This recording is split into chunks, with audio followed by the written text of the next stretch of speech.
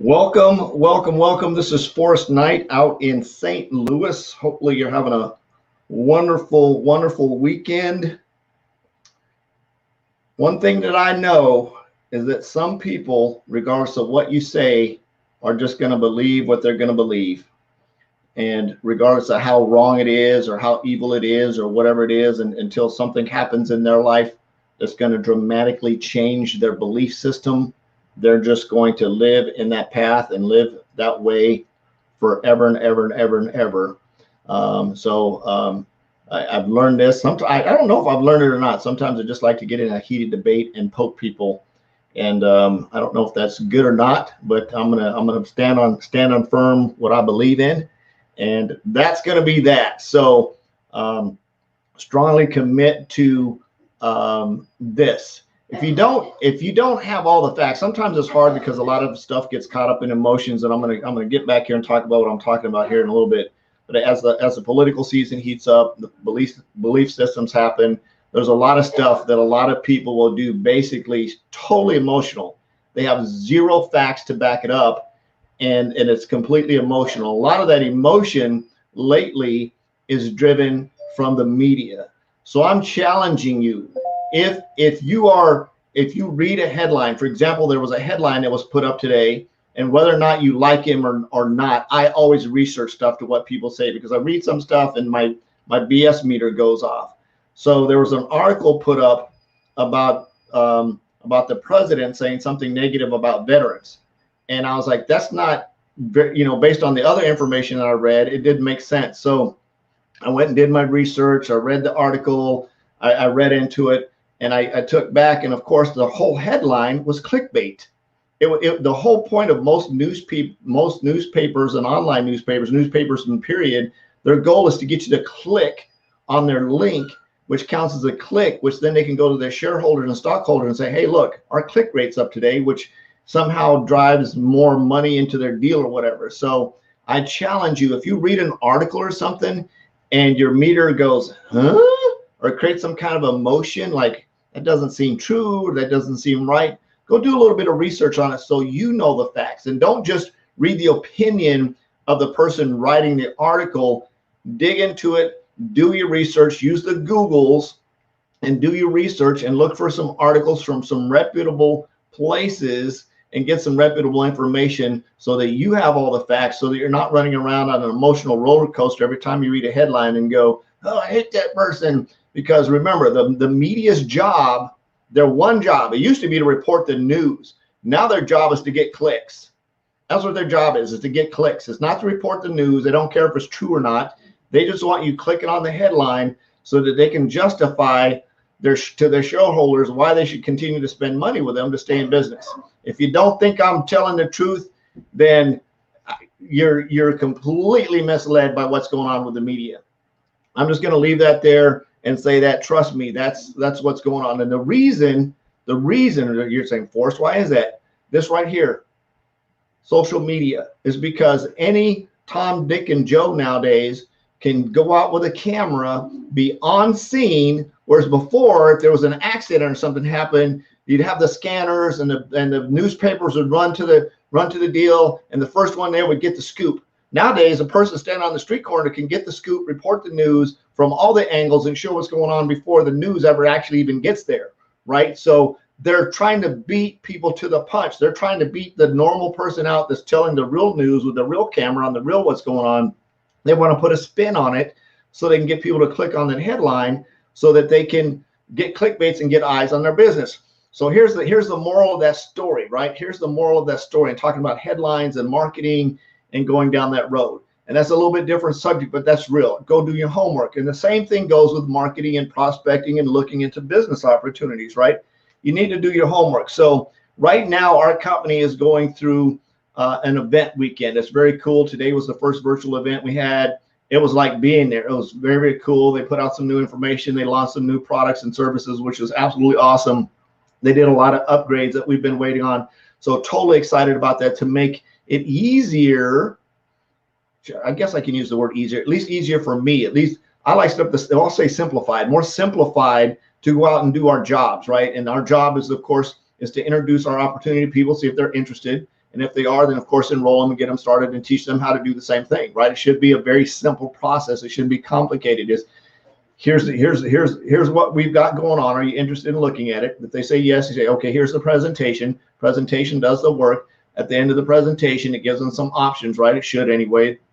Or it says, get back to the person who invited you to follow up, whatever. It should be some kind of closeout in the end. And then you follow up with them, and then you ask them which direction they want to go, right? And that should be it. It shouldn't be a complicated process. Now, there are some people that are greens that need a lot more information. So you give them all the information that they need to make an informed decision, which is fine. You always ask people that, are you comfortable getting started today? Or, based on what the information you saw, which package do you feel comfortable getting started with today? So let's talk about coming off an event. And my headlines here say, pumped coming out of our event. What now? 3 must take immediate actions you must do now. 3 must take immediate actions you must do now, and 1 no-no. So the no-no, we're going to start right with the no-nos. So for those of you that are in the 15-day prospecting Blitz challenge, feel free to share your numbers here. Share them somewhere. Share them here if you want. Put them on your timeline. The whole goal is just put them on your spreadsheet. Make sure you're tracking, measuring them, so you know exactly where they're at to track your numbers. It's been an awesome day. It's very, very cool doing a virtual event. I had all my stuff set up here. I got my coffee for this morning. I got my Chick-fil-A, so I had breakfast sitting here. I've got the mobile phone, so I can actually take the dog out and still be at the event and do the stuff and grab lunch and still be at the event, because it's all happening on my phone. So virtual events are actually pretty cool. Deneen says 245 for the day, 846 total. Glow says 250 messages of hope sent today. Absolutely awesome. So I think I've got like another 65 we got to knock out before the evening. I've got to do my Friday celebration dance here too and get that in. So got a lot to wrap up for the evening. Excited about that. Excited to get up tomorrow morning, go early. We're going to do like a local watch party.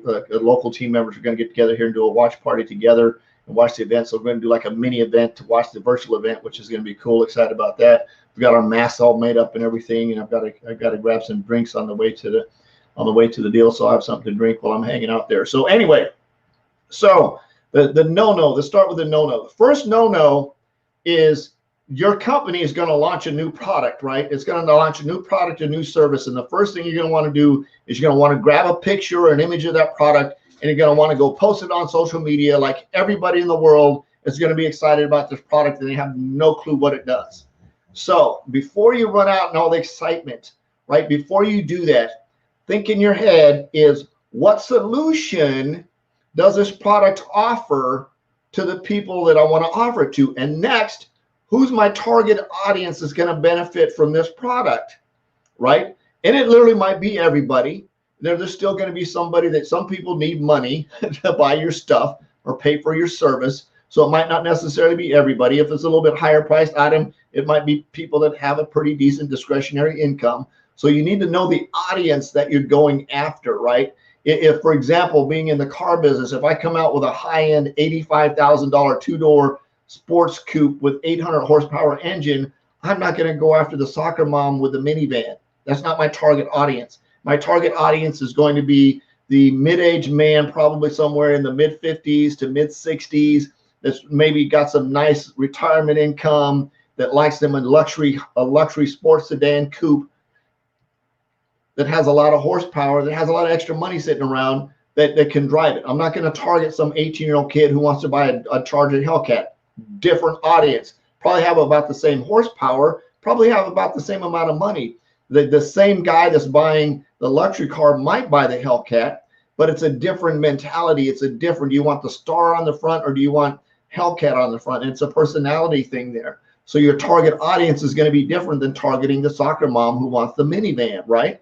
So that's the audience. So when you grab your product, you're coming out of the ether, you're coming off the event.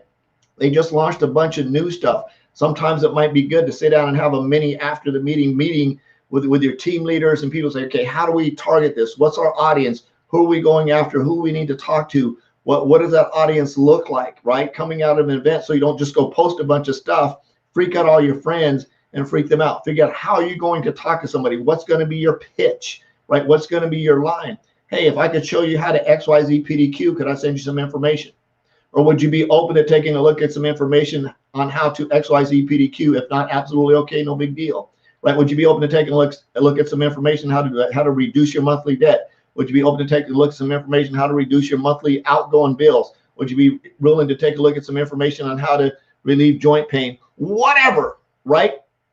If not, absolutely okay. And you ask them that. It's a product question based on a target market, and they're going to say yes or no, right? If you're targeting people that are 55 years or older that possibly have arthritis, and you've got a new product that will do that, then you definitely want to go after that target audience and ask them specifically. And if they're a warm market, that's great. Hey, warm market. Hey, guess what? I just came out of a really cool event, and I know last time we talked, you said you had some joint pain. Would you be open to me sending some information about our new product that helps with joint pain? If not, absolutely okay, no big deal. Well, and all I want you to do is just take a look, see if it might be something that might work out for you. For example, I had one client, I sent her some information, and she was reading through all the stuff because she had some allergies, and found out that one of the vitamins that we have, they use like a seashell part of it. It had and she couldn't take it because they were allergic to it, right? So it was very, very important that they read the ingredients, and some people need to do that because of allergies. So there's a lot of things, but you can still ask. So don't go out and just spam your new product information all over the internet, because you're not going to get people like that. People are not excited about it. They don't care about it. They don't want to know about it, right? Until you find out what their problem is and being able to solve a solution. So that's a no-no. So what are the three things you're going to do? And I sort of talked about them a little bit in the middle of that. First thing you're going to do, the first thing you want to do is figure out who your target audience is. That's going to be the thing that you're going to do. Next, you're going to figure out what kind of messaging you want to send to them. How are you going to reach out to them? What are you going to ask them? Hey, are you open to, or would you be open to, or hey, and you can be honest with them. Say, hey, we just came off a new product launch, and if they're a close relationship to your friend, hey, would you mind being a test dummy for me? A test subject, whatever. Would you mind taking a look at this information, see if it might be a fit for you and your family? All I'm asking you to do is just take a look, not asking to buy anything. Take a look at the information. If you think it might be something, then we can talk about maybe you becoming a customer for the next 90 days and then see how it goes from there. Does that sound fair? Have a normal conversation with them, right? A normal conversation. So you're going to reach out to that. Maybe your warm market audience, the cold market audience. They don't know you. They don't know that you just launched a new product. They probably don't care. So the deal is, hey, I know you don't know me. I see that you're into XYZ PDQ. I help people do XYZ PDQ with a new product that we have. I'm curious if you might be open to taking a look to see if it might help you and your family. If not, absolutely okay, no big deal. Let me know either way, and move on. So that's one of the things you can do. One is you're going to go back to all your customers. So that's the one thing. You're going to reach out to your new people, your current customer base. You want to reach out to them and say, hey, current customer base, we just introduced a new product that does blah, blah, blah, blah, blah. Would you like to learn more about it? Or, hey, we just did this. Would you like to know more about it? And ask them. Just ask. Just be normal. Say, hey, we just launched this new product. I know the last time we had a conversation, you showed some interest in this. Do you want some information? I can share it with you. So you're just going to ask your current customer base if that's what they want to do. And third, what's more important is make sure you become a product of your new product. Right? Become a product of your new product so you know exactly what's going on with it. You don't have to take it or use it for a long time. If it's like we've got one of my friends has this really cool strawberry protein shake that I love. It's freaking great. And they had originally came out with it on a limited production deal. And I had bought 2 cans and they ran out. And it was so popular that the company ended up bringing it back as a whole. And I love it. It's like my favorite protein shake. I'm mixing frozen strawberries and blueberries into it. I love it. So if I had a new product come out with like that, I would be like, hey, man, I've got to buy this new product to see if I like it or not. And I may not. I'm not like although I love chocolate, I would rather have a strawberry smoothie than a chocolate smoothie. I don't really like chocolate protein shakes for some reason. Now, I love chocolate coffee. I love chocolate candy bars. I love chocolate cake. But a chocolate protein deal just doesn't go with me unless I'm mixing with peanut butter and quite a few other things. And it has to have a lot of peanut butter in it for me to do it. And that's just me. So become a product of your own product. Try it out for a little bit so you understand what it is. Put it in your hands, feel it, touch it, smell it, taste it. So when you're sharing it with other people, they have a really good idea. So one, become a product of the product. Two, reach out to your current customer base and say, hey, we just introduced a new product. Would you like to try it out, or would you be open to taking a look at the information? And number three, when you're going out prospecting people, just prospect them and say, hey, and make sure that they're in your target audience, in your target category. And the big no-no is don't just go plastered all over the inner tubes, because nobody's going to know what it is. Nobody's going to care what it is. It's going to be a completely waste of time. It's going to look really spammy and really cheesy and really cheap. So that's my 4 tips. There's actually 3 tips and a no-no that are very, very important. I'm totally excited to see what's going on, going to be happening tomorrow in our event. I know they're going to launch some new stuff. Really excited about that. I've got a whole bunch of follow-ups I need to do here, and I think I've got another 60 some odd people I need to reach out to tonight to get my 200 in before the evening's up. So I love you. Jesus loves you. There's absolutely nothing you can do about it. On a mission to have no more empty refrigerators. Go out and make an extreme impact and be a legacy creator. Peace out. We'll see you tomorrow. Bye-bye.